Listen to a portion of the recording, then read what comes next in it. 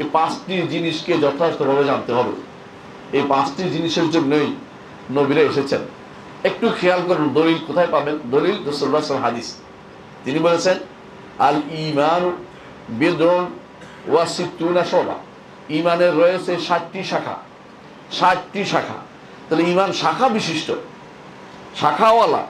যে জিনিস কাণ্ড আছে, কাণ্ড কেটে দিলে কমে যায়, আর কাণ্ড বাড়লে সেটা বেড়ে যায়। এই জন্য ঈমান বাড়ে ও কমে। এই জায়গায় হেরে গেছে, এই জায়গায় হেরে গেছে আপামর গোষ্ঠী আমাদের দেশে। তথাকথিত হুজুররা বলে ঈমান বাড়ে না, কমে না। কেন?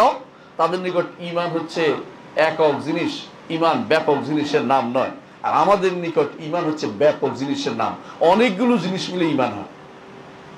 আর ওরা বলছে ঈমান হচ্ছে শুধুমাত্র অন্তরের বিশ্বাস। ঠিক আছে, এটা ওই ব্যক্তির মতো যে ব্যক্তি বলে আমার আমি কোনো দাঁত টাত মাজি না, কিন্তু আমার দাঁত পরিষ্কার আছে। এরা ঈমানকে কোন রকমের চর্চা করতে চায় না, আমলকে ঈমান অন্তর্ভুক্ত মনেই করে না।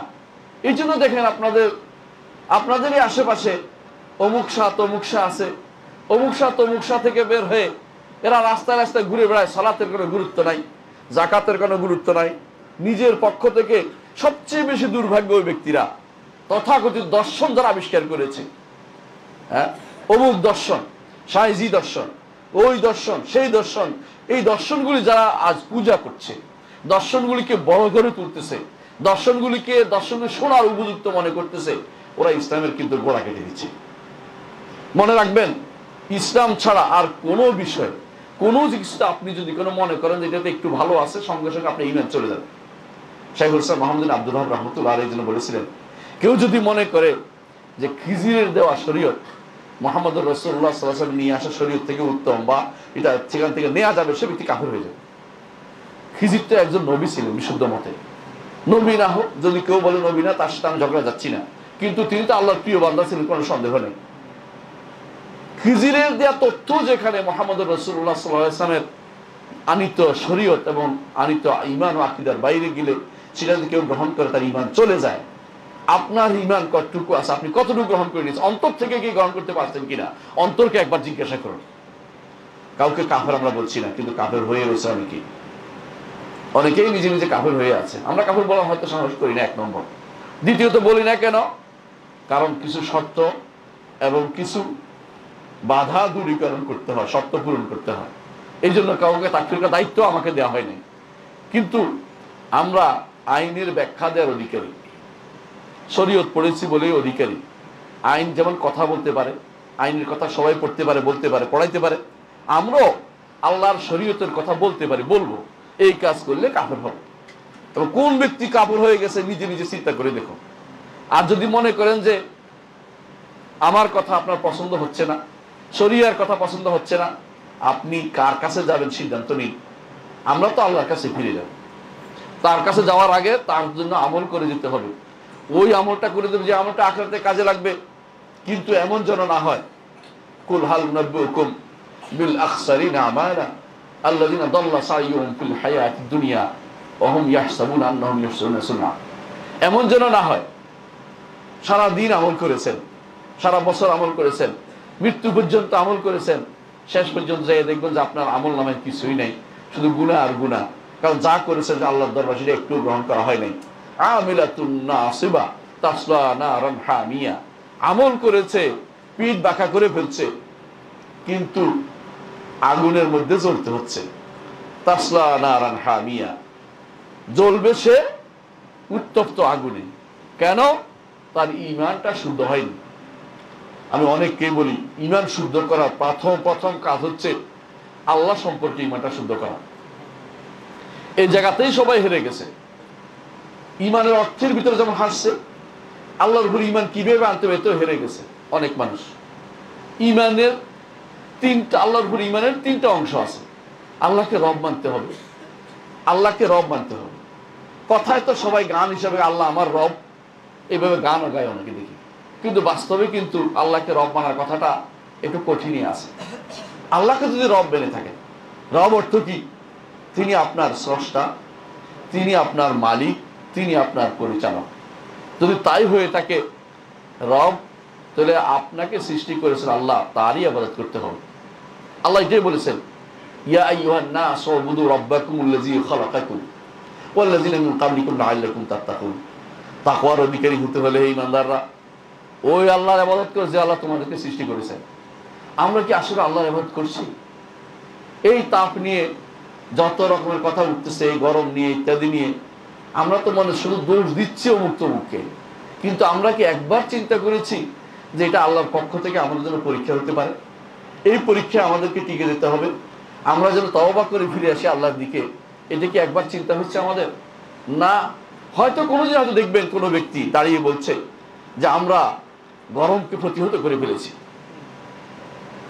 মানে আল্লাহ তাআলা যখন ছাড় দেন তখন মানুষ নিজেকে সেটার ক্রেডিট নেওয়ার চিন্তা ভাবনা করে।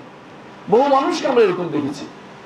করোনা যখন আসছিল সব সে কি কান্না, সে কি অবস্থা, যখন চলে গেল সবাই আমরা প্রতিহত করেছি।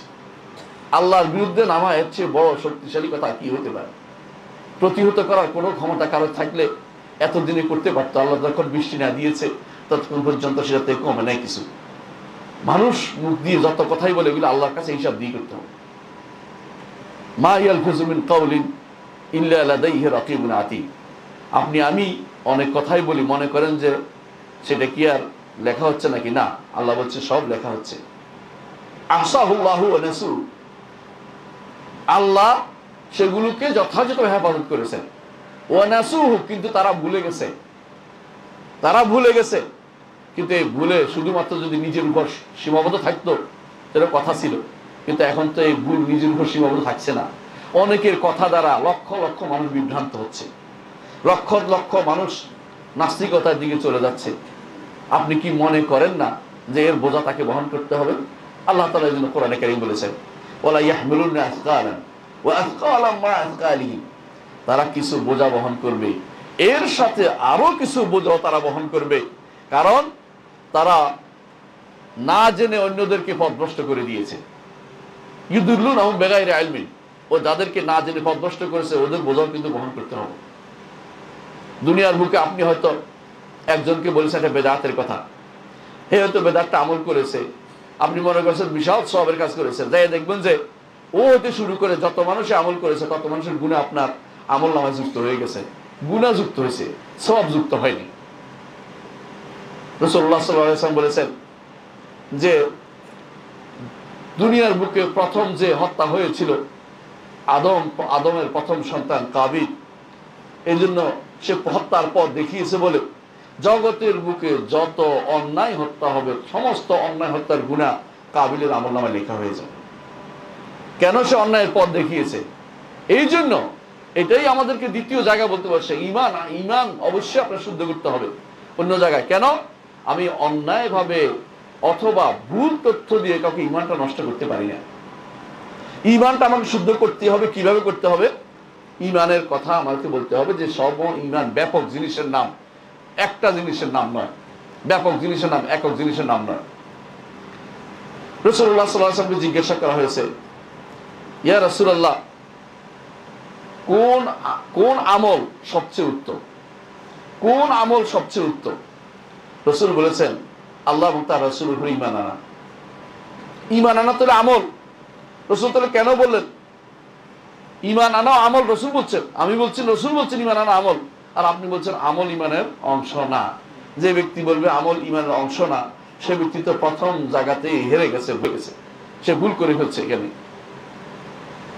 আল্লাহকে রব হিসেবে মানতে হবে। আমরা বলছিলাম আল্লাহকে যদি মালিক মানেন, আপনার মালিক কেউ হইতে পারে না, উপরস্থ অফিসার হইতে পারে না, আপনার মালিক কোনো রাজা বাদশাহ হইতে পারে না, আপনার মালিক কিন্তু আল্লাহ। আর মালিকের দাসত্ব করা হচ্ছে এর কাজ, দাসের কাজ। দাস মালিকের কোনো কথার উপরে কোনো রকমের প্রশ্ন করার অধিকার রাখে না। এই জন্য আল্লাহ তাআলা বলছেন লা ইউসআলু আম্মা ইয়াফআলু ওয়া হুম ইউসআলুন। তিনি কি করছেন এ ব্যাপারে প্রশ্ন করা যাবে না। তোমাদেরকে প্রশ্ন করা হবে, তাদেরকে প্রশ্ন করা হবে, অর্থাৎ দাসদেরকে প্রশ্ন করা হবে কি করেছে। মনিবের প্রশ্নের উত্তর দিতে মনিব তার মনিবকে কোনো প্রশ্ন করা যাবে না। আজ প্রতিটি কথাতেই কেন এটা করলেন, এটা একটা বৈজ্ঞানিক ব্যাখ্যা বের করে দেন, এটা একটা এই ব্যাখ্যা বের করে দেন। আপনি বৈজ্ঞানিক ব্যাখ্যা করবেন না এখানে। আপনি এখানে বাস্তব যদি কোনো কারণ থাকে দেখবেন, না দেখবেন আল্লাহ তাআলা বলছে তার নবীর মাধ্যমে আমাদের জন্য বলা হচ্ছে আমল করতে। যখন আমরা বলি আর রহমানু আল্লাহ আরশিস ইস্তাওয়া, রহমান আরশের উপর উঠেছেন, অনেকে এখন শুরু করেন যে কেন বললেন এটা, এর আগে কইছিলেন তিনি, কোথায় তিনি ছিলেন? এরপর বলবে আরেকজন বলবে তো অন্য জায়গা হয়ে যায় না, ওই হয়ে যায় না। আরে আপনাকে তো তো প্রশ্ন করতে বলা হয় নাই। এই জন্য ইমাম মালিক রহমতুল্লাহ আলাইহি সে বক্তব্যটা সবসময় স্মরণ রাখা উচিত। তিনি বলেছিলেন যখন একজন তাকে প্রশ্ন করেছে আল্লাহ তাআলা আরশের উপর কিভাবে উঠলেন, ইমাম মালিক রহমতুল্লাহ আলাইহি বললেন আল্লাহ তাআলা আমাদেরকে জানিয়েছে, রসুল সেটা পৌঁছিয়েছে, আমাদের কাছে দায়িত্ব হচ্ছে এটার উপর আমল করা। এবং আমি তো মনে করি তুমি একটা খারাপ লোক, তুমি এর থেকে বেরিয়ে যাও। তারপর তিনি বললেন আল ইস্তিওয়া মালুম, আরশের উপর ওঠা এই শব্দটা আমরা বুঝি, ইস্তিওয়া শব্দের অর্থ জানা আছে, কারণ কোরআনে অন্য জায়গাতে ইস্তিওয়া শব্দের অর্থ সবাই করে, এখানে করে না কেন? এখানে করে না কারণ শয়তান তাদেরকে ধ্বংস করেছে, পথভ্রষ্ট করেছে। এই জন্য কোরআনে কারীম অন্য জায়গাতে আছে লিতাস্তাউ আলা যুহুরি সুম্মা তাযকুরু নি'মাতাল্লাহি বিগুজা আছে কোরআনে কারীমে, ওখানে ঠিকই অর্থ করে যে উপরে উঠা, কিন্তু এখানে এসে উপরে উঠে অর্থ করে না। এখানে অর্থ করা যাবে না, এটা তার অন্তর থেকে বক্রতা ছাড়া কিছুই না। অন্তরের বক্রতা, এটা তাদের অন্তরের বক্রতা। এখানে এত প্রশ্ন আপনাকে করতে বলছে কি? ইমাম মালিক রহমতুল্লাহ বলেছেন যে অর্থ জানা এটা, তো কি সমস্যা? ধরনটা তো আমরা জানি না। কারণ ইমামরা সবসময় এটাই বলতেন, ধরন যদি কেউ জিজ্ঞাসা করে যে এই কাজটা কেমনে কিরকম, তো বলেন যে তিনি কিরকম, যিনি এই কাজটা করেছেন তিনি কিরকম। আল্লাহর যেমন ধরন বর্ণনা করা যাচ্ছে না, আল্লাহর নামেরও কোনো ধরন হতে পারে না, আল্লাহর গুণেরও কোনো ধরন আছে, কিন্তু আমাদের কাছে জানাননি তিনি। কিন্তু অনেকে আছে ধরন নাই বলে ফেলবে, এটাও কিন্তু ঈমান বিরোধী কাজ। ধরন অবশ্যই আছে, যেই জিনিস আছে অস্তিত্ব আছে তাকে ধরন থাকবেই। আমার জানা না থাকার অর্থ না থাকা নয়। আমার অনেক দেশের জ্ঞান আমার মাথায় নেই তাই বলে নাই নেই এটা না। একটা দেশ আছে, অনেক দেশ থাকতে পারে যেটা আপনার জ্ঞানে আছে আমার জ্ঞানে নাই, তাই বলে আমি বলবো না যে এটা ধরন নাই বা দেশ নাই। দেশ আছে, ধরন আছে। আল্লাহ তাআলা আরশের উপর ওঠার ধরন আছে, কিন্তু আমার জানা নেই, ওয়াল কাইফু মাজহুল। তারপর তিনি বলেছেন আল ঈমান বি ওয়াজিব, এর উপর ঈমান আনা অবশ্যই ফরজ, ঈমান আনতেই হবে। আর সুআলু আনহু বিদআহ, ধরন সম্পর্কে প্রশ্ন করা হচ্ছে বিদআত। আজ এমন অবস্থা দাঁড়িয়েছে, আপনি যদি ফেসবুক খোলেন বা সামাজিক যোগাযোগ মাধ্যম খোলেন, বেদাতিরা এই সমস্ত জিনিস আপনাদেরকে শুধু প্রশ্ন করতেছে, দলিল দিতে পারে না কোনোদিন। সন্দেহ শুধুমাত্র জোগাড় করে দিচ্ছে। ঈমানের মধ্যে সন্দেহ জোগাড় করার দায়িত্ব এটা শয়তানের কাজ। শয়তান দুইটা কাজ করে, মানুষকে বিভ্রান্ত করে, মনে রাখবেন। এক নম্বর হচ্ছে সন্দেহের মধ্যে ফেলে, ওরা কাগজপত্র খুলে সারাদিন সন্দেহের মধ্যে ফেলবে। বইপত্র কোরআন হাদিস পড়ে যে হেদায়েত নিবে ওই চিন্তা মাথায় নেই। আপনাকে কতগুলি সন্দেহ দিতে পারছে, কতগুলি সন্দেহ দিয়ে আপনার অন্তরটা ভর্তি করে দিয়েছে, এইটা তাদের সাকসেসফুল মনে করে। এটা শয়তানের কাজ, শয়তানের কাছে তারা সহজ করে দিয়েছে। শয়তান দুটি কাজের মধ্যে মানুষকে পথভ্রষ্ট করে। একটা হচ্ছে সন্দেহ, আর একটা হচ্ছে প্রবৃত্তির তাড়না, মন যা চায় তা। এই দুইটা কাজ থেকে বাঁচার জন্য ইলমের কোনো বিকল্প নেই। এই দুইটা কাজের চেয়ে বাঁচার জন্য দ্বীনি ইলমের কোনো বিকল্প নেই। আল্লাহ সম্পর্কে সঠিক জ্ঞান এর বিকল্প নেই। আল্লাহ সম্পর্কে সঠিক জ্ঞান কোথায় পাওয়া যাবে? আল্লাহ সম্পর্কে সঠিক জ্ঞান আল্লাহ যা বলেছেন তাতে পাওয়া যাবে, মুহাম্মদুর রাসূলুল্লাহ সাল্লাল্লাহু আলাইহি ওয়াসাল্লাম যা বলেছেন তাতে পাওয়া যাবে, এবং সাহাবায়ে কেরাম যেভাবে বুঝেছেন সেভাবে পাওয়া যাবে। সাহাবায়ে কেরাম যেভাবে বুঝেছেন সেইভাবে আপনাকে বুঝতে হবে। সাথে সাথে সাহাবায়ে কেরামের সুন্দর অনুসারী যারা, তারা যেভাবে বুঝেছে সেভাবে আপনাকে যদি কোনো জ্ঞান নেন, ইলম নেন, তাহলে আপনি বুঝতে পারবেন যে কোনটা হক কোনটা না হক। নাহলে আপনি কোনোদিন বুঝতে পারবেন না আপনি কখন যে পথভ্রষ্ট হয়ে গেছেন। ইতিহাস দেখুন, একটু কাছাকাছি ইতিহাস আপনাদের। এ পর্যন্ত যতগুলি ফেরকা বের হয়েছে, যতগুলি পথভ্রষ্ট দল বের হয়েছে, এদের মূল কারণ ছিল তারা নিজেরা বেশি বুঝতে চেষ্টা করেছে। তারা কোরআনের সহজ বুঝটা বুঝে নাই, হাদিসের বুঝটা বুঝে নাই, অথবা হাদিস এবং কোরআন এবং হাদিসের ব্যাখ্যাটা যারা সাহাবায়ে কেরাম করেছেন সেটাকে নিতে তারা চেষ্টা করেনি। তারা নিজেদের মন মতো একটু বোঝার চেষ্টা করেছে। যারাই নিজেদের মন মতো বুঝটা নিবে তারা অচিরেই পথভ্রষ্ট হয়ে যাবে। কারণ এই দিন হচ্ছে ইত্তেবা'র নাম। ইন্না হাযাল ইলমা দীনুন ফানজুরু আম্মান তাখুযুনা দীনাকুম। ইবনে সিরিন রাহমাতুল্লাহ আলাইহি বলেছেন, এই ইলমটা হচ্ছে দিন, এই জ্ঞানটা হচ্ছে দিন, এই পুরো শরীয়তটা হচ্ছে দিন। যেটাই শিখেন, ফানজুরু আম্মান তাখুযুনা দীনাকুম, কার থেকে তোমার দ্বীনের ইলম নিচ্ছে একটু দেখে নাও। এটা হাদিস হিসেবে আসছে, হাদিস সনদ দুর্বল, কিন্তু এটা মাকালা হিসেবে বিশুদ্ধ মুহাম্মদ ইবনে সিরিন থেকে এসেছে। তিনি তাবেঈ ছিলেন, তার থেকে এসেছে, মুহাম্মদ ইবনে সিরিন থেকে। এবং এটা কমপক্ষে ৮-৯ জন তাবেঈ থেকে এসেছে এবং কয়েকজন সাহাবী থেকে দুর্বল সনদে এসেছে এই বাক্যটা। এর অর্থ হচ্ছে আপনি আমি যদি বিশুদ্ধ দ্বীন নিতে হয়, বিশুদ্ধ ঈমান নিতে হয়, তো বিশুদ্ধ লঘুকে আগে খুঁজতে হবে। আল্লাহর দুনিয়াতে সাহাবায়ে কেরামের চেয়ে বিশুদ্ধ কেউ ছিল না এবং হতে পারে না। সাহাবায়ে কেরামের চেয়ে বিশুদ্ধ কেউ কোনোদিন হবে না। যারা সাহাবায়ে কেরামের উপরে দোষ দিচ্ছে, খারাপ কথা বলছে, এরা শিয়াদের অনুসারী, এরা পথভ্রষ্ট হয়ে গেছে, এরা ৭২ ফিরকার ভিতরে পড়ে গেছে।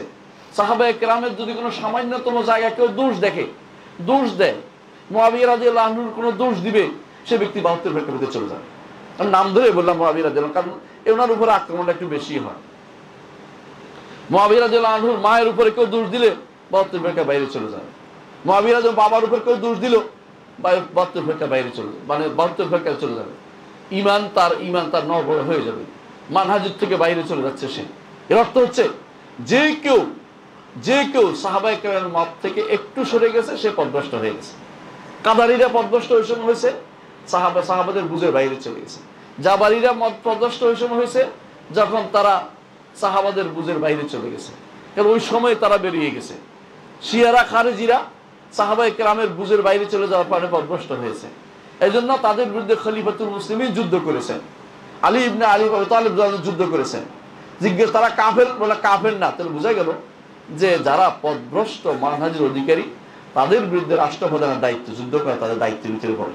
কারণ যাতে করে হক থাকে, হকটা সবসময় প্রকাশে থাকে, আর বাতিল যেন স্তিমিত হয়ে যায়। প্রত্যেকের দায়িত্ব এবারে কথা বলা, যার যেটুকু ক্ষমতা আছে অতটুকু বলা। আপনার কথা বলার ক্ষমতা নেই, ঘৃণা করার ক্ষমতা আছে। কারণ এটাই হচ্ছে আল বুগদু ফিল্লাহ, আল্লাহর জন্য কাউকে ঘৃণা করা। কারণ সে বাতিলকে প্রমোট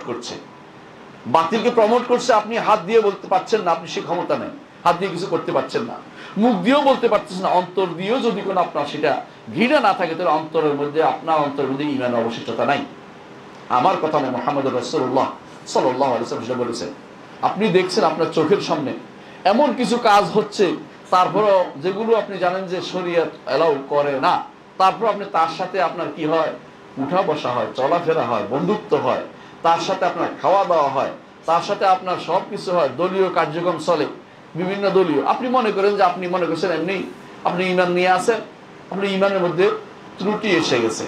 যে কোনো সময় আপনার ঈমানটা ধীরে ধীরে এমন একটা সময় আসবে, ঈমান আর একটু অবশিষ্ট থাকবে না। ঈমান একটু একটু করে কমতে থাকে, ঈমান একটু একটু করে কমে, একটু একটু করে শেষ হয়ে যায়। আপনারা জানেন যে মুহাম্মদুর রাসূলুল্লাহ সাল্লাল্লাহু আলাইহি ওয়াসাল্লাম বলেছেন যে ঈমান যে কমে, এর প্রমাণটা দেখছি যে এমন একটা সময় আসবে জাহান্নামে শুধুমাত্র এমন লোকেরা থাকবে যাদেরকে কেউ সুপারিশ করছে না, যাদের অন্তরে একটু ঈমান আছে, একটু ঈমান। এর অর্থ হচ্ছে ঈমান কিন্তু বাড়ে কম, বেশি কম হয়। একটু ঈমান আছে, তাহলে একমাত্র রব্বুল আলামিন জানেন যে এদের ঈমান ছিল। তখন তিনি, যেহেতু অন্যরা তাদেরকে বলতে থাকবে, তোমাদের ঈমান আনি কি লাভ হইল, তোমার ঈমান আনি কি লাভ হইল, আমরা ঈমান আনি নাই, আমরাও জাহান্নামে, তোমরাও জাহান্নামে। রব্বুল আলামিন এইটা করতে দিবেন না। আফানা জাআলুল মুসলিমিনা কাল মুজরিমিন মা লাকুম কাইফা তাহকুমুন। ঈমানদার কাফের তো তিনি একসাথে রাখবেন না। এই জন্য তিনি আল্লাহ তাআলা তার কোষ দিয়ে জাহান্নাম থেকে যাদেরকে বের করে আনবেন, আল্লাহর কোষ বিশাল, সেই কোষ দিয়ে যাদেরকে বের করে আনবেন, তারা কিছুই করে না, কোনো আমল করতে পারে নাই। ঈমানের আমল শুধুমাত্র তাদের ছিল, কিন্তু কম ছিল, এমন জিনিস ছিল তা দেখার দৃশ্যমান না। তাদেরকে আল্লাহ তাআলা এনে জান্নাতের সামনে নাহারের মধ্যে ফেলবেন। এটাও হাদিসে আছে, রাসূলুল্লাহ সাল্লাল্লাহু আলাইহি ওয়াসাল্লাম আমাদেরকে জানিয়েছেন। তাহলে বোঝা গেল যে ইমান কমে বাড়ে, এটা ইমান আমার বিশ্বাস রাখতে হবে। এমন বাড়তে এমন এক জায়গা আছে যেখানে ইমান একদম চলে যায়। ইমান চলে গেলে মুশরিক হয়, মুনাফিক হয়, কাফের হয়। বুঝতে পারছেন আপনাকে? কারণ ইমান যদি কমতে থাকে তো আপনার ওদিকে বাড়তে থাকে। যদি এখানে ইমান কমছে, কুফুরির মাত্রা বাড়তে থাকবে।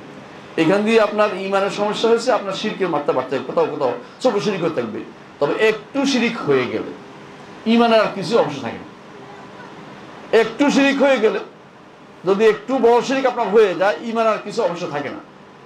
আপনি ধরেন সারা জীবন ভালো কাজ করেছেন, হজ করেছেন, আল্লাহর পথে দান করেছেন, মসজিদ বানিয়েছেন, মাদ্রাসা বানিয়েছেন, এমনকি সালাত পরিত্যাগ করেন নাই, কিন্তু একদিন আপনি কথায় কথায় আপনি একটা শিরকিয়ে বাক্য উচ্চারণ করে ফেলেছেন, অথবা অন্তরে ধারণ করে আছেন যে রাসূল গায়েব জানে, অথবা ধারণ করে আছেন যে ওলি আল্লাহদের বিশাল ক্ষমতা, মরার পরে ক্ষমতা আরো বেড়ে যায়, অথবা ধারণ করে আছেন আল্লাহর পায়ে আপনি সিজদা করতেছেন, কুদরতি পা নাম দিয়ে যাই হোক, আল্লাহ সব জায়গায় কুদরতি পায়ে আপনি সিজদা করতেছেন। এগুলি সবই হচ্ছে সম্পূর্ণ শিরকি কথাবার্তা। এগুলি কোনোটাই যদি আপনার অন্তরে থাকে, আপনার হজের কোনো মূল্য নেই। আপনার হজের কোনো মূল্য নাই। কেন মূল্য নাই? কারণ আপনি অরণ্য রোদন করেছেন, যেখানে ফেলেছেন সেটা কাজে লাগে নাই। সারাদিন মাছ ধরেছেন, কিন্তু যেখানে রেখেছেন মাছের গুলাটা খারাপ, এটা ছিঁড়া, সব মাছ চলে গেছে পানিতে, আবার কোনো লাভ হয়নি। কোরআনে কারিমে আল্লাহ তাআলা এই জন্য ওদের উদাহরণ দিয়েছেন ওই বুড়ির সাথে, যে বুড়ি সারাদিন সুতা কাটে, বিকেলবেলা আবার আউলে ফেলে। ওই মহিলা কোনো উপকার করতে পারে নাই। ঠিক অনুরূপভাবে সারাদিন আমল করে যদি করে আমাদের আমলটা নষ্ট হয়ে যায়। এজন্য ইমানটাকে সবকিছুর আগে আপনাকে ঠিক করতে হবে। ইমান পরিচর্যার জন্য আমাদের দরকার। ইমানের বিষয়ে আমরা সবসময় কথা বলি কেন? কারণ ইমান ঠিক হলে আপনি অন্তত চিরস্থায়ী জাহান্নামে থাকতে পারবেন না। একদিন না একদিন আল্লাহ আপনাকে জান্নাতে নিবেন। কিন্তু ইমান যদি নষ্ট হয়ে যায় কোনো একটা কারণে, তাহলে কিন্তু আপনি আর কোনোদিনই জান্নাতের স্বপ্ন না, জান্নাতে যাওয়ার কোনো সুযোগ নেই। এমনকি সেদিন কাফেররা কি বলবে? ইয়া মালিক ইয়া মালিকুল ইয়াকদি আলাইনা রাব্বুক ক্বালা ইন্নাকুম মাকিসুন ওয়া নাদাউ ইয়া মালিক। তারা ডেকে বলবে কাফেররা, হে মালিক, আমাদেরকে একটু মৃত্যু দেওয়ার ব্যবস্থা করে দিন। কিন্তু সেদিন আল্লাহ তাআলা বলবেন ইন্নাকুম মাকিসুন। আল্লাহ তাআলার পক্ষ থেকে ঘোষিত হবে যে তোমরা এখানেই থাকবে, এখান থেকে বের হওয়ার কোনো সুযোগ থাকবে না। একটু চিন্তা করেন না কেন, যদি আমার এই পুঁজিটা খুবই কমে যায়, এই পুঁজি যদি কম থাকে, আইয়াদু আহাদুকুম আন তাকুনা লাহু জান্নাতুম মিন নাখিল ওয়া আনাবিন। আল্লাহ তাআলা উদাহরণ দিয়েছেন একটা বিশাল, একজন মানুষের বিশাল বাগান আছে, এই বাগানে বিভিন্ন রকমের ফল ফলাদি আছে, বাচ্চারা খুব ছোটখাটো, বাচ্চারা খুব ছোট, তার এগুলিকে দেখার মতো কোনো কিছু তার নাই। এমন সময় একটা আগুন এসে সব পুড়িয়ে দিল। এখন তারও নষ্ট হলো, বাচ্চাদের ভবিষ্যৎ নষ্ট হয়ে গেল। একজন মানুষ যখন ছোটখাটো টুটাফাটা আমল করে সবকিছু, আপনি আমি কি আমলগুলি করতেছি, এগুলি আমল হিসেবে বিবেচিত হয় না, অন্যরা এগুলিকে গুনাহ মনে করতে হয় আগেকার লোকেরা, যে আমল করতেছি। এখন যদি কোনো আমি এই আমলের বিপরীতে হঠাৎ করে এমন কোনো কাজ করে বসি যে আমলটা ঘোরাটা নষ্ট হয়ে গেল, তাহলে আমার কিন্তু আর প্রাপ্তি কিছুই থাকলো না, প্রাপ্তি বলতে কিছুই থাকলো না। হাসরের দিন কোন অধিকারে আল্লাহর সামনে দাঁড়াবেন? কোন অধিকারে আল্লাহর সামনে দাঁড়িয়ে বলবেন যে আমি আপনার ইবাদত করেছি? সেদিন কিন্তু পরীক্ষা হয়ে যাবে। মুহাম্মদ রাসূলুল্লাহ সাল্লাল্লাহু আলাইহি ওয়াসাল্লাম বলেছেন, আল্লাহ তাআলা হাসরের মাঠে আসবেন, ওই রূপে আসবেন যে রূপে মানুষ তাকে চিনে। লম্বা হাদিসের কিন্তু একটা অংশ বলছি শুধুমাত্র। এসে বলবেন যে তোমরা, আমি তোমাদের রব। যখন বলবেন যে হ্যাঁ আমি তোমাদের রব, ঈমানদাররা তাকে চিনবে, মুনাফিকরা তাকে চিনতে পারবে না, বা মুনাফিকরা তাদের সাথে ঈমানদারদের সাথে থাকবে। তখন আল্লাহ তাআলা বলবেন যে আমাকে সাজদা করে দেখাও। ইয়াউমা ইউকশাফু আন সাকিন ওয়া ইউদআউনা ইলা সুজুদ। তার গোছা উন্মুক্ত করে তিনি বলবেন সাজদা করো। সাজদা করতে পারবে না তারা, পিঠ তাদের গরুর শিংয়ের মতো শক্ত হয়ে যাবে, পিঠ বাঁকা করতে পারবে না। ঈমানদারের পিঠ বাঁকা হবে। ঈমানদার আল্লাহর সামনে সেদিন সিজদা করতে পারবে আল্লাহ তাআলাকে সামনে রেখে, কিন্তু তাও আল্লাহ তাআলা পায়ে সিজদা করছে না, এটা বলা জায়েজ নেই। আল্লাহ তাআলার পিণ্ডলির কি উপলক্ষ, পিণ্ডলির দিকে তাকিয়ে তারা সিজদা করবে আল্লাহর নির্দেশকে প্রতিপালনের জন্য। কোরআনে আসছে, যেমন আসছে ইয়াউমা ইউকশাফু আন সাকিন ওয়া ইউদআউ ইলা সুজুদ ফালা ইস্তাতিউ। হাদিসে সেভাবে আসছে, সহিহ মুসলিমের হাদিসে। এবং এটাকে কারা ইগনোর করে? যারা বলে আল্লাহ আসে না, আল্লাহ আসতে পারে না, ওরা আল্লাহকে শিখিয়ে দিচ্ছে, আল্লাহ আপনি তো আসতে পারেন না, আপনি ভুল বলেছেন, নাউজুবিল্লাহ। আল্লাহকে কি তারা শিখাতে যায়? আল্লাহ বলছেন তিনি আসবেন হাসরের মাঠ, তারা বলে আপনি আসতে পারেন, আমার রহমত আসবে। আল্লাহ বলছে তিনি শেষ রাত্রিতে নিকটতম আসমানে নেমে আসেন, শেষ রাত্রি নিকটতম আসমানে নেমে এসে বলতে থাকেন, এমন কেউ কি আছে যে আমার কাছে ক্ষমা চাইবে আমি তাকে ক্ষমা করে দিব, এমন কেউ কি আছে যে আমার কাছে কোনো কিছু চাইবে আমি তাকে দিব, এমন কেউ কি আছে যে আমার কাছে দোয়া কবুল হওয়া চাইবে আমি কবুল করব। এবার আল্লাহ তাআলা বলতে থাকেন, তারা বলছে না তিনি তো আসেন না, তার নির্দেশ আসে। নির্দেশে কথা বলে? নির্দেশ কি কোনো কথা বলে? তাদেরকে জিজ্ঞাসা করুন কোত্থেকে তারা এগুলো নিয়ে এসে, যে কারণে আল্লাহ এই তখন যদি বলেন যে আল্লাহ তাআলা এই সিফাত তারা অস্বীকার করছে, যদি বলেন যে আল্লাহ তাআলা অবশ্যই নেমে আসেন ধরন জানি না, তারা বলবে যে নেমে আসলে আরশের উপর কে থাকে? তাহলে সব জায়গাতে তো ঘুরতেছে, পৃথিবী কোন জায়গায় কেমনে নামে? মানে তারা এখন ধরন নির্ধারণ চলে গেছে, যেই ধরন নির্ধারণটা নিষিদ্ধ সেটা করেই তারপর নিষেধ করে তারা। প্রথম কাজ হচ্ছে তাদের, বেদাতীদের প্রথম কাজ মনে রাখবেন, সবার আগে তারা সাদৃশ্য দিবে, তাসবিহ দিবে, অর্থাৎ আল্লাহকে সৃষ্টির মতো মনে করবে। দ্বিতীয় কাজ হচ্ছে আবার অস্বীকার করবে। আর যদি আহলে সুন্নাত ওয়াল জামাত, তারা বলবে আল্লাহ তাআলা যা বলেছেন তা হক, তার অর্থ জানি তবে ধরন জানি না। হাসরের মাঠে তিনি আসবেন কিন্তু কিভাবে আসবেন জানি না। হাসরের মাঠে আসবেন, আল্লাহ তাআলার পিণ্ডলি আছে তবে কি রকম তা জানি না। আল্লাহ তাআলা নিকটতম আসমানে নেমে আসেন তবে কিভাবে আসেন সেটা জানি না। আল্লাহ তাআলা আরশের উপরে উঠেছেন তবে কিভাবে উঠলেন সেটা জানি না। আমাদের মতো মই দিয়ে উঠতে হয় না, মই দিয়ে উঠতে হয় না। মই দিয়ে উঠাটা আমাদের খাসিয়ত, অর্থাৎ আমরা যারা সৃষ্ট জীবের, আল্লাহর জন্য এরকম কোনো কিছু বলা জায়েজ নাই। আল্লাহকে অবশ্যই সৃষ্টির বাইরে বিশ্বাস করতে হবে। সৃষ্টির বাইরে শুধু স্রষ্টাই আছেন, সৃষ্টির বাইরে শুধু স্রষ্টাই আছেন, এমন কিছু না। কেউ যদি বলে যে তোরা তো গিরে ফেললো তাকে, তার জায়গা হয়ে গেল, কিন্তু মিথ্যা কথা বলছে, না বুঝার কারণে বলছে। সেটা সৃষ্টি, যা সৃষ্ট কিছু তো সেখানে নাই, তো আপনি কেন, আপনার সন্দেহ আসবে কি জন্য? স্রষ্টা সেখানে, আর সৃষ্টি আমরা, সৃষ্টি ভর্তি, দুনিয়া ভর্তি সৃষ্টি। এই পৃথিবী সহ অন্য অনেক কিছু এখন মানুষ সৃষ্টি আবিষ্কার করছে। এই সমস্ত সৃষ্টি কত ক্ষুদ্র রব্বুল আলামিনের হাতে সেটা আপনারা জানেন, এবং সেটা কোরআনে কারিমে আল্লাহ তাআলা বলেছেন। আল্লাহ সম্পর্কে ঈমান যতক্ষণ আপনার আমার শুদ্ধ না হবে, বাকি আমল করে কোনো লাভ হবে না। প্রথম আমল ঈমানিয়াত, আল্লাহর উপর ঈমানটাকে শুদ্ধ করতে হবে। দ্বিতীয় কাজ হচ্ছে আমলটাকে শুদ্ধ করতে হবে। আমল করে না আমরা বলি না, দুনিয়ার বহু মানুষ সারাদিন আমল করে যাচ্ছে। আপনি অনেককে দেখবেন আমল করতেছে। আমলের জন্য বিশাল বিশাল বোঝা মাথায় নিয়ে বিভিন্ন জায়গায় ঘুরে বেড়াচ্ছে। আমলের জন্য অনেকে জান দেওয়ার জন্য রাস্তার পাশে দাঁড়িয়ে জীবন দিয়ে দিচ্ছে। আমল করার জন্য মনে করছে বিশাল কিছু করে ফেলতেছে। আমার আমল করার জন্য অনেকে রাস্তার মধ্যে দাঁড়িয়ে আছে, অনেকে নিজেকে রোদের মধ্যে দাঁড় করাই রাখে, অনেকে মনে করে অমুকের খুশি করতে পারলে দুনিয়ার লোক আমল করে যাচ্ছে, আমলের শেষ নাই, জীবন ব্যাপী আমল করে যাচ্ছে। খেয়ে না খেয়ে অনেকে আছে, আপনাদের এলাকায় সবচেয়ে এটা বেশি, যে বেরিয়ে গেছে বাড়ি থেকে, বেরিয়ে যাওয়া আমল, অর্থাৎ যেখানে সেখানে খাবে আর বসবে, সেখানে বসে লাল সালু গায়ে দিবে, মাথায় কিছু একটা দিবে, এরপরে গান গাইবে, এটা হচ্ছে আমল। আমলের জন্য সাধনা করতেছে, তথাকথিত সাধনা, এগুলি আল্লাহর দরবারে গ্রহণযোগ্য না। আমল কি করতে হবে? আমল করতে হবে যে আমলটা মুহাম্মদুর রাসূলুল্লাহ সাল্লাল্লাহু আলাইহি ওয়াসাল্লাম দেখিয়ে দিয়েছেন, যে আল্লাহর সন্তুষ্টি চান, আল্লাহর কাছে আপনি প্রিয় হতে চান, আল্লাহর কাছে সওয়াবের আশা করেন, আল্লাহর কাছে গ্রহণযোগ্যতা আশা করেন, এবং মনে করেন যে আমি ক্ষতিগ্রস্ত থেকে মুক্ত থাকবো, তাহলে মুহাম্মদুর রাসূলুল্লাহ সাল্লাল্লাহু আলাইহি ওয়াসাল্লাম যেই আমল দেখিয়ে দিয়েছেন ওই আমলের বাইরে অন্য কোনো আমল করতে যাবেন না। অন্য আমল আপনার কোনো উপকার দিবে না, অন্য আমল করে সময় নষ্ট করবেন না। অন্য যে ব্যক্তি বলুক না কেন, ওই ব্যক্তি তো আর রাসূল না। তিনি আপনার প্রিয় পিতা হইতে পারেন, প্রিয় উস্তাদ হইতে পারেন, প্রিয় মাদ্রাসা হইতে পারে, আপনার অনেক কিছু হইতে পারে, কিন্তু মুহাম্মদুর রাসূলুল্লাহ সাল্লাল্লাহু আলাইহি ওয়াসাল্লাম বলে নাই এটাতে কোনো সওয়াব পাবেন না, সওয়াব পাওয়ার কোনো সুযোগ নেই। এই সওয়াব যে ব্যক্তি বলবে, আপনাকে যদি বলা হয় যে আমরা আজ থেকে প্রতিদিন দুপুরবেলা 10টার দিকে 11টার দিকে আমরা সবাই 2 রাকাত নামাজ পড়বো, নামাজ পড়া তো ভালো কাজ, আপনাকে তো প্রলুব্ধ করতেই পারে যে আমরা একটা সিস্টেমে আসছি, সবাই মিলে আমরা নামাজটা পড়লাম, কিন্তু আপনি কি মনে করেন যে এটা জায়েজ আছে? এটাই হলো বিদআত। কারণ মুহাম্মদুর রাসূলুল্লাহ সাল্লাল্লাহু আলাইহি ওয়াসাল্লাম এই পদ্ধতিটা আমাদের জানাই নেই, যেটাই করবেন প্রত্যেকটা জিনিসে মুহাম্মদুর রাসূলুল্লাহ সাল্লাল্লাহু আলাইহি ওয়াসাল্লামের দেয়া পদ্ধতি অনুসরণ করতে হবে। দেয়া সংখ্যা অনুসরণ করতে হবে, দেয়া সময় অনুসরণ করতে হবে, দেয়া কাল অনুসরণ করতে হবে, সময় দেয়া নিয়ম ফলো করতে হবে। এরকম মুহাম্মদুর রাসূলুল্লাহ সাল্লাল্লাহু আলাইহি ওয়াসাল্লাম যেভাবে যেটা বলেছেন, সময় হোক, সংখ্যা হোক, এমনকি নিয়ম পদ্ধতি হোক, একটু পরিবর্তন করবেন আপনার জন্য সেটা আল্লাহর দরবারে এটা আমলটা গ্রহণযোগ্য হবে না, এটা বাতিল হয়ে গেছে, এটা বাতিল হয়ে গেছে।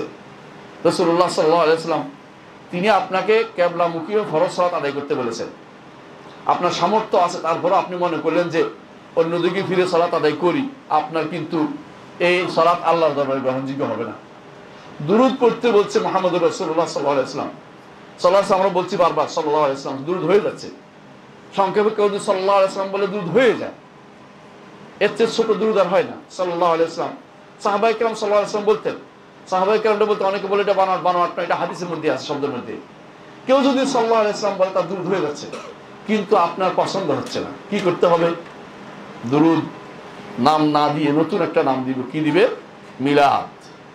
অথবা আপনাকে বলতে হবে যে এরকম নাম না, আমরা এটা সলাতুনিয়া পড়াচ্ছি।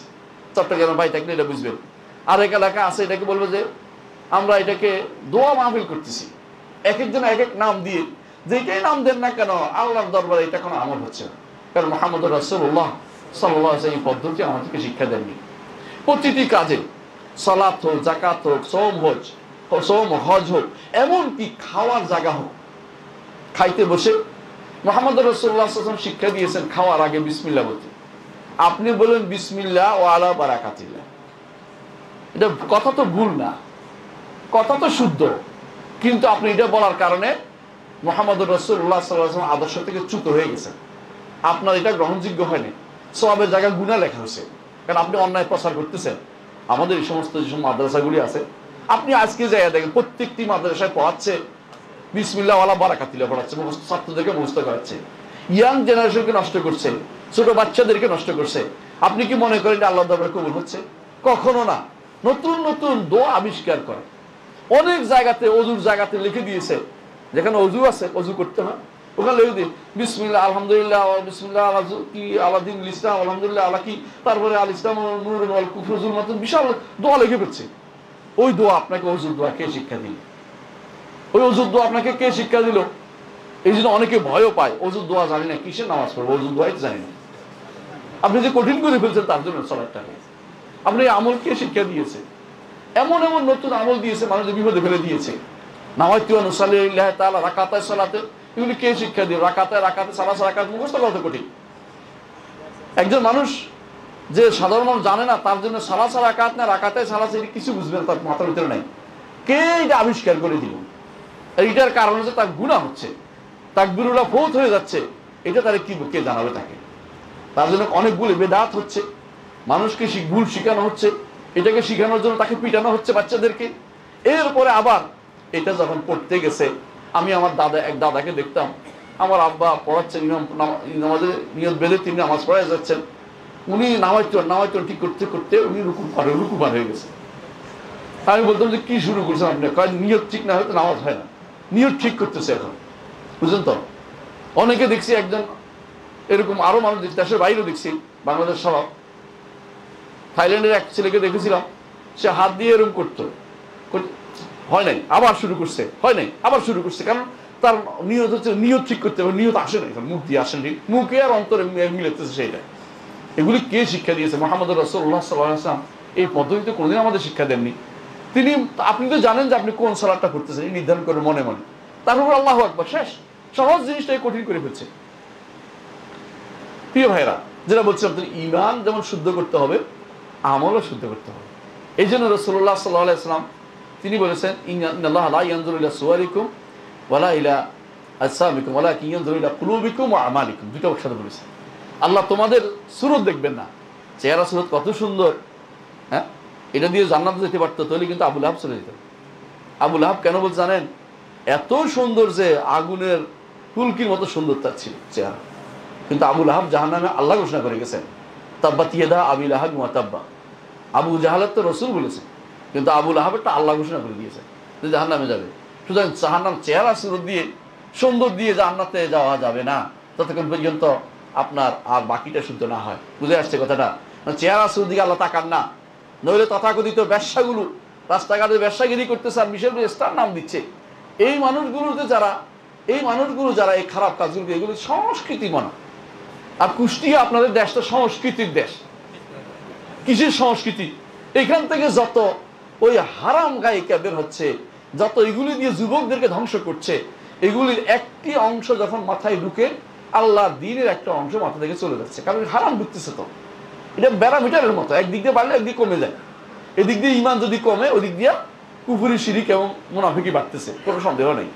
আর আপনাদের এখান থেকে যত বেশি কিছু মানুষ আছে, যত বেশি প্যাট্রোনাইজ করতে পারে, তত তাদের কাছে বেশি খুশি লাগে। আপনাদের এই মসজিদ আজ কুষ্টিয়াতে এখনো হয় নাই। আপনি কি মনে করেন না কুষ্টিয়ার মানুষ সবকে ফকির? কুষ্টিয়ার মানুষ ফকির না। কুষ্টিয়ার মানুষ যদি গানের একটা অনুষ্ঠান হয়, আপনি আজকে দেখবেন যে কুষ্টিয়াতে কয়েক কোটি টাকা পড়ে গেছে, মানুষ এমনি দিয়ে দিছে। কিন্তু আপনাদের মসজিদ হওয়ার জন্য কুষ্টিয়ার মানুষ আসবে না, কারণ ইমানিয়াত কম। যে ইমানের জন্য তাদের সে টান নাই। ইমানের জন্য টান থাকতে হবে আগে, যে আমি আমার রবের কাছে ফিরে যাব। সকালে বিকালে মুহাম্মদুর রাসূলুল্লাহ সাল্লাল্লাহু আলাইহি ওয়াসাল্লাম আমাদেরকে দুটি জিনিস শিখিয়ে দিতেন। একটা হচ্ছে যে তার কাছেই আমাদের প্রত্যাবর্তন, রাতের বেলা এটা বলতে হয়। আর তার কাছেই আমরা চলে যাব নুশুর, এটা সকালবেলা বলতে হয়। সকালবেলা আর রাতের দুইটা দোয়ার মধ্যে ভিন্ন ভিন্ন দুইটা দোয়ার মধ্যে এটা আছে। তাহলে বোঝা গেল যে আল্লাহর কাছে প্রত্যাবর্তন জিনিসটা মাথায় রাখতে হবে আমাকে। আমলের ক্ষেত্রে এমন আমল কেন করি যে আমলটা আমার আখিরাতে বিপদের কারণ হবে? আল্লাহ তাআলা কোরআনে কারীমে যেন বলেছেন, ফাসায়ুনফিকুনাহা সুম্মা তাকুনু আলাইহিম হাসরাতান ইয়াউমাল কিয়ামা। এরা যে হারামে জায়গা পয়সা খরচ করতেছে, খরচ করবে আর কিয়ামতের দিন আফসোস করে মরবে। কিয়ামতের দিন আফসোস করে মরবে। ইয়াউমা ইয়াআদ্দু যালিমু আলা ইয়াদাই ইয়াকুল ইয়া লাইতানি ইত্তাখাযতু মা রাসূল সাবিলা। জালেম সেদিন তার জিহাদ কামড়াতে থাকবে। কখন মানুষ যখন বেশি পেরেশানিতে হয়, তখন আঙ্গুল কামড়াই থাকে। সেদিন হাত কামড়াবে, আঙ্গুল না, শুধুমাত্র কামড়ায় শেষ করবে। কি বলবে? ইয়া লাইতানি ইত্তাখাযতু মা রাসূল সাবিলা। হায় রে, আমি যদি রাসূলের সাথে চলতে পারতাম, রাসূলের পথে চলতে পারতাম। আজ আমরা যারা শরিয়াকে বিরোধিতা করতেছি, রাসূলের পথকে বিরোধিতা করতেছি, আমরা যে আল্লাহর দ্বীনের বিরোধিতা করতেছি, আমরা যারা হারামকে প্রমোট করতেছি, খরচ করতেছি, এই খরচের মধ্যেই বেশিরভাগ মানুষ চলছে। আপনারা জানেন অনেকগুলো ব্যাংক বলেন, প্রতিষ্ঠান বলেন, বিভিন্ন জায়গাতে CSR ফান্ড একটা আছে। ওই ফান্ডগুলো কোথায় তারা ব্যয় করে জানেন? হারাম কাজে ব্যয় করবে। 4000 কোটি টাকা দিবে কোনো খেলার জন্য। ইসলামিক যারা কাজ করে তারাও এই নাম দিয়ে 4000 কোটি টাকা খেলার জন্য দিছে। 4000 কোটি টাকা যদি কোনো ইসলামিক কাজে ব্যবহার করতেন, বিশ্বাস করুন বাংলাদেশ সমস্ত ছোট ছোট মসজিদগুলো আমাদের হয়ে যেত, পাকা হয়ে যেত, এবং অনেকগুলো দাওয়া সেন্টার তৈরি হয়ে যেত, দায়ীদের বেতনের ব্যবস্থা হয়ে যেত। দায়ীরা সারাদিন খাটে, কিন্তু পরিবারের কাছে যাইলে লাঠি পেটা ছাড়া কিছু থাকে না। কারণ তার পরিবার বলে, তুমি সারাদিন খাটো কি, আমি খাবো কি, এরকম অবস্থা তৈরি হয়ে যায়। হ্যাঁ, অনেকেই হয়তো সহ্য করে, অনেক মা মেয়েরা আছে সহ্য করে যাচ্ছে, অনেকে সহ্য করতে পারেন না সেটা, অনেকের পরিবার ধ্বংস হয়ে যাচ্ছে। কিন্তু আমি 4000 কোটি টাকা খরচ করলাম হারামের মধ্যে, আবার নিজের নাম দিলাম ইসলামী অমুক 4000 কোটি টাকা খরচ করলাম, 4000 কোটি টাকা খরচ করলাম খেলার জন্য। এই ফান্ডের টাকা হিসেবে আপনাকে দিতে হবে। এটা এই যে আল্লাহর বিরোধী কাজে ব্যয় করছেন, এটা আল্লাহর কাছে এই জবাবদিহি করতে হবে আপনাকে। আপনি কি মনে করেছেন যে আল্লাহ তাআলা যা দিয়েছেন এমনি ছেড়ে দিবে? এমনি ছেড়ে দিবে না। আফা হাসিবতুম আন্নামা খালাকনাকুম আবাসান ওয়া আন্নাকুম ইলাইনা লা তুরজাউন। তোমরা কি মনে করেছো তোমাদেরকে বেহুদা সৃষ্টি করেছি, এমনি ছেড়ে দিব? কোনোদিন এমনি ছেড়ে দিবেন না।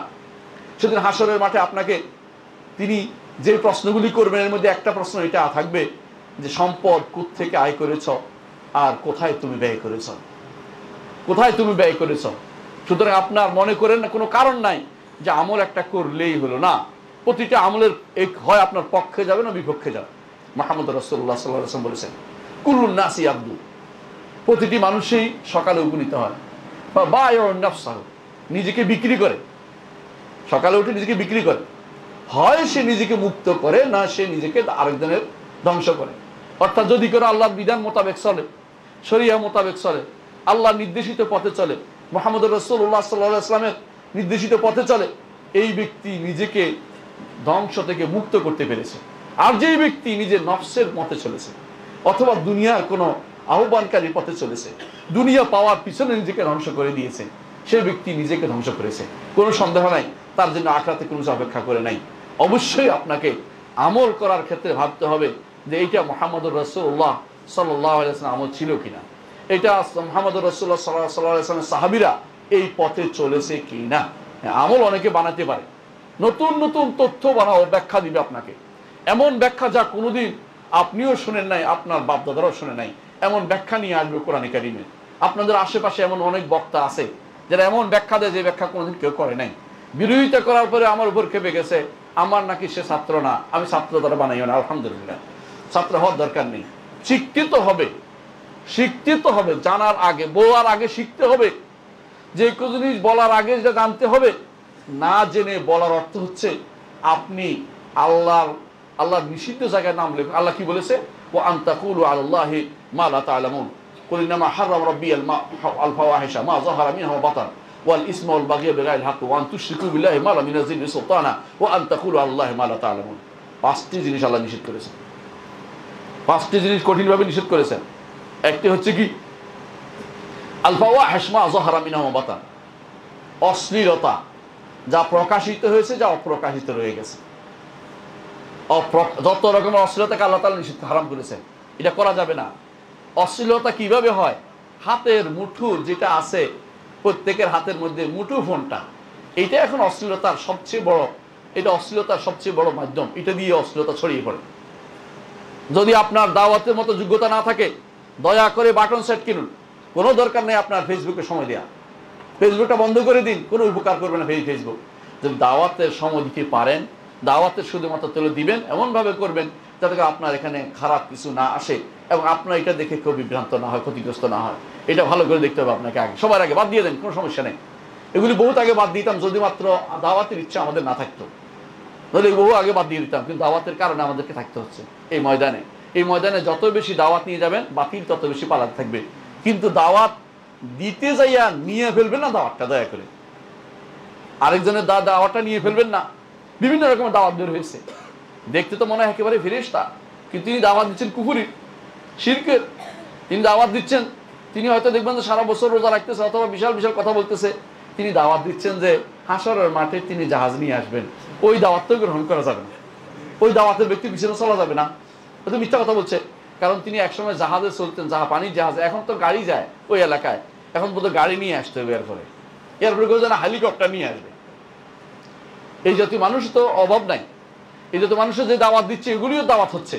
দাওয়াতের জায়গাটুকু আমাদের চিন্তা হবে, কিসের দাওয়াত আপনি দিবেন। এই জন্য 3 নম্বর কাজ হচ্ছে দাওয়াত দেওয়ার কথা, ওয়াতাওয়াসাউ বিল হাক্কি, বিশুদ্ধ দাওয়াত দিতে হবে, বিশুদ্ধ দাওয়াত দিতে হবে। দাওয়াত কোনো মতো দিলে হয় না, আপনি ভুল যেটা জানেন না এটা দিবেন না। এই জন্য আল্লাহ তাআলা কোরআনে কারীম বলেছেন, আলা বাসীরাতিন, আমি এবং আমার অনুসারীরা, কুল হাযি সাবিলি আদউ ইলাল্লাহি আলা বাসীরাতিন আনা ওয়া মান ইত্তাবাআনি, অর্থাৎ মুহাম্মদ সাল্লাল্লাহু আলাইহি ওয়াসাল্লামকে বলতে বলেছেন যে আমি মুহাম্মদ এবং আমার অনুসারী যারা আছে তারা বাসীরা, জেনে বুঝে তারপরে সত্যটা শুধুমাত্র দাওয়াত দেয়। শুধু দাওয়াত একটা দিলেই হয় না, এরকম দাওয়াত দিলে আমরা বহু আগে পথভ্রষ্ট হয়ে যেতাম। এরকম দাওয়াত নিলে আমরা বহু আগে কাদিয়ানি হয়ে যেত, কেউ এটা হয়ে যেত।